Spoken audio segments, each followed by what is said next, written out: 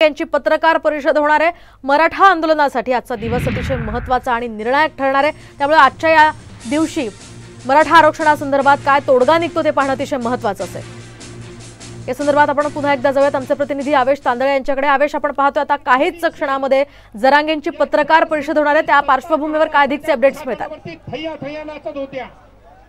कुणालाही वाटत नव्हतं। नक्कीच मोनी, मनोज जरांगे पाटील आज सकाळीच वाशी येथे दाखल झाले आहेत। त्याची तब्येत ठीक नसल्यामुळे 2 तास आराम केला। त्यानंतर थोड्या वेळ ते पत्रकार परिषद घेणार आहे। राज्य सरकार आणि मनोज जरांगे पाटील यांच्यात काय संवाद चालू आहे काय नाही ते त्या पत्रकार परिषदेतून सगळ्या मराठी बांधवांना सांगतील माध्यमाच्या मार्फतून। पण त्यानंतर वाशी छत्रपती शिवाजी महाराज या चौकात मनोज जरांगे पाटील यांची विशाल अशी सभा आहे। एका साईडला घनसोली रस्ता आहे, तो पूर्ण पॅक झाला आणि दुसरीकडे पुणे मुंबई वाशी महामार्ग तो सुद्धा पूर्ण पॅक झाला। आणि काही महिला आहेत मराठी बांधव, आपण त्यांच्याशी जाणून घेऊया। कसं वाटते मनोज जरांगे पाटील आपल्या? एकदम मस्त वाटते।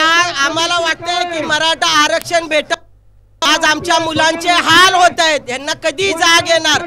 द्यावं आरक्षण, द्यावं, नाही तर काय होईल तो त्यांचा त्यांनी विचार करायचा। नाही आरक्षण भेटला असत तर नक्की ताई, तुम्ही आले सकाळी किती वाजतापासून इथे आले आणि कसं वाटते मनोज जरांगे? आम्ही काल सकाळी आलोय, अजून घरी गेलो त्याशिवाय घरी जाणार नाही। राज्य सरकारनं मराठा बांधवांना आझादमध्ये येण्यास बंदी घातली मनोज जरांगे पाटीलला कसं बघता राज्य सरकारचा निर्णय? अजिबात असं चाललं नाही। आम्ही उद्या आज आम्ही इथं नवी मुंबईमध्ये तयारी करत आहे जरांगे पाटलांची 8 दिवसांपासून। आज त्यांना आम्ही ब्रिज पर्यंत सोडायला जाणार आहे आणि संध्याकाळी आम्ही आवरून सगळे आझाद मैदानावर जाणार आहे। जोपर्यंत आरक्षण आम्हाला मिळत नाही तोपर्यंत आम्ही हलणार नाहीये। आम्हाला किती बंधनं घातली तर आम्ही गणिमी कावेनं तिथं पोहोचणार आहे।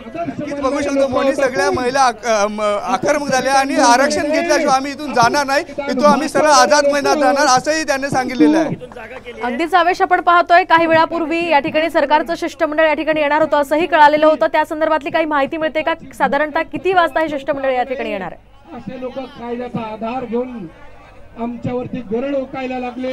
सूत्रांच्या माहितीनुसार थोड्याच वेळा शिष्टमंडळ वर्षाहून निघणार आहे। मुख्यमंत्री एकनाथ शिंदे यांच्यासोबत त्यांची काल रात्री चर्चा झालेली आहे आणि त्यानंतर शिष्टमंडळात 3 लोक आहेत आणि ते सामाजिक कल्याण विभागाचे सचिव, सीएमचे ओएसडी आणि आणखीन एक अधिकारी आहे मनोज जरांगे पाटील यांची भेट घेणार। त्याच्यात 3 GR आहेत जे मनोज जरांगे पाटील यांनी जे मागणी केली ते मागणीचे 3 GR आहेत। तसेच एक राज्यपत्र आहे, ते सगळं मनोज जरांगे पाटील यांच्या समोर ठेवतील। त्यानंतर दोघांमध्ये चर्चा होईल आणि त्यानंतर जे चर्चा होईल ते मनोज जरांगे पाटील सर्व मराठी बांधवांना सांगतील। मोहिनी, अगदी नक्कीच आवेश, तर आपण पाहिलं काही वेळापूर्वी मनोज जरांगेंनी आझाद मैदानावर जाण्यावर ठाम असल्याचं म्हटलेलं होतं आणि त्यासोबतच त्यांची प्रकृती सुद्धा काहीशी खराब असल्याचं कळतंय। या संदर्भातले काही अपडेट्स?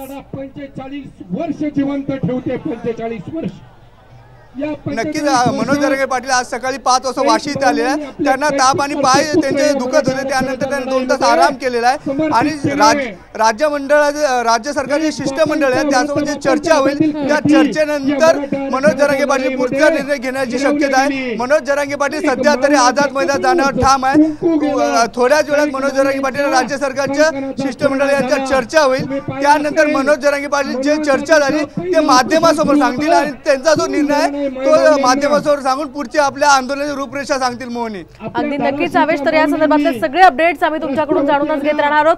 तुर्तास धन्यवाद दिलेल्या या सविस्तर माहितीसाठी। तर आपण पाहतोय किती मोठ्या संख्येने मराठा समाज बांधव या परिसरामध्ये सध्या जमलेले आहेत। नवी मुंबईमध्ये सध्या मराठ्यांचं हे वादळ आता आलेलं आहे आणि काहीच क्षणामध्ये मनोज जरांगे पाटील हे माध्यमांशी संवाद साधतील आणि माध्यमांशी संवाद साधताना ते नेमके काय बोलतात, काय भूमिका घेतात, आझाद मैदानावर जाण्यावर त्यांनी ठाम असल्याचं म्हटलेलं आहे।